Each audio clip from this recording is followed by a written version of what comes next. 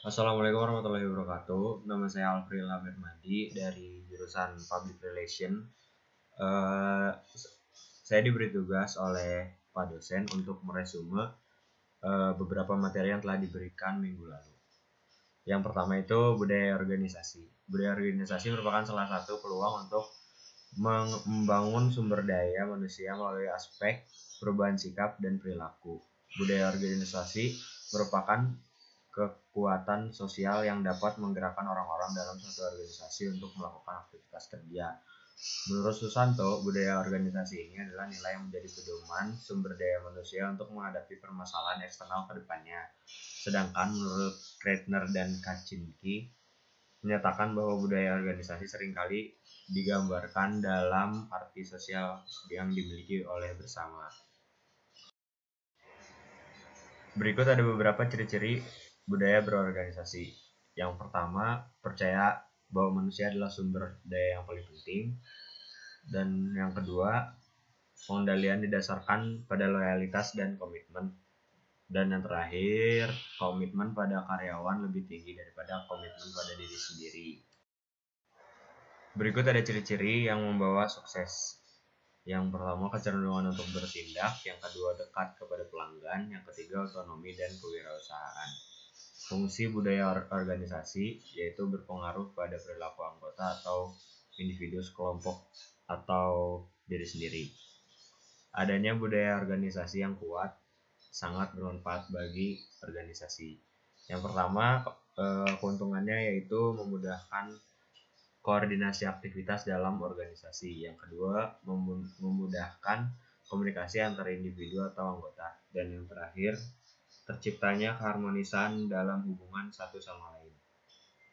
Dan berikut ini ada beberapa upaya-upaya untuk meningkatkan kualitas budaya organisasi. Yang pertama, inovasi dan keberanian dalam mengambil risiko. Yang kedua, prihatin pada hal-hal yang rinci dan orientasi pada hasil, orang dan tim, agresif dan kompetitif, dan yang terakhir stabilitas. Selanjutnya ada definisi manajemen konflik. Definisinya menurut Menery, yaitu manajemen konflik adalah suatu proses rasional di mana proses tersebut terjadi secara terus-menerus. Teori utama mengenai penyebab konflik yaitu teori kebutuhan manusia, identitas, hubungan masyarakat, kesalahpahaman antar budaya, transformasi konflik, dan negosiasi prinsip. Tujuan manajemen konflik adalah mencegah dan meminimalisir terjadinya gangguan terhadap organisasi. Yang kedua, membangun rasa saling menghormati antar sesama. Dan yang terakhir, meningkatkan kreativitas anggota organisasi. Berikut ada 6 tipe manajemen konflik. Yang pertama, avoiding, accommodating, compromising, competing, collaboration, dan konglomerat. Dan ada 5 tahap manajemen konflik. Yang pertama, pengenalan. Yang kedua, pengenalan. Yang ketiga, menyepakati solusi. Yang keempat, pelaksanaan. Dan yang kelima, evaluasi. Berikut ada beberapa tingkatan konflik.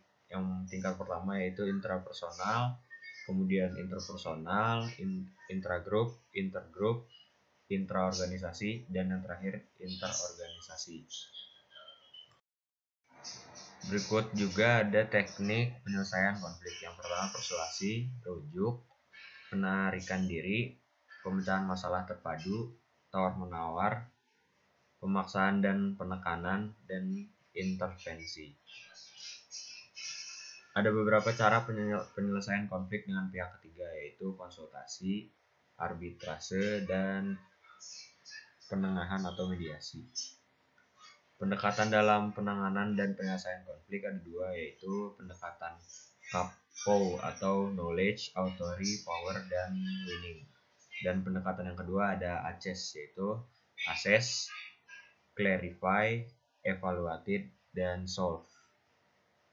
Dan yang terakhir ada manfaat manajemen konflik di perusahaan, yaitu yang pertama, mengembangkan kompetensi manajemen konflik yang baik akan meningkatkan dan mengembangkan kompetensi perusahaan. Yang kedua, ada evaluasi sistem perusahaan terhadap efektivitas suatu sistem perusahaan jika terjadi konflik di dalamnya. Sekian resume yang dapat saya sampaikan kepada kalian, dan semoga tugas ini dapat memenuhi syarat untuk nilai yang akan diberikan oleh Pak dosen. Terima kasih yang telah membaca resume dari saya dan mendengarkan. Bila ada kesalahan, saya minta maaf sebesar-besarnya. Assalamualaikum warahmatullahi wabarakatuh.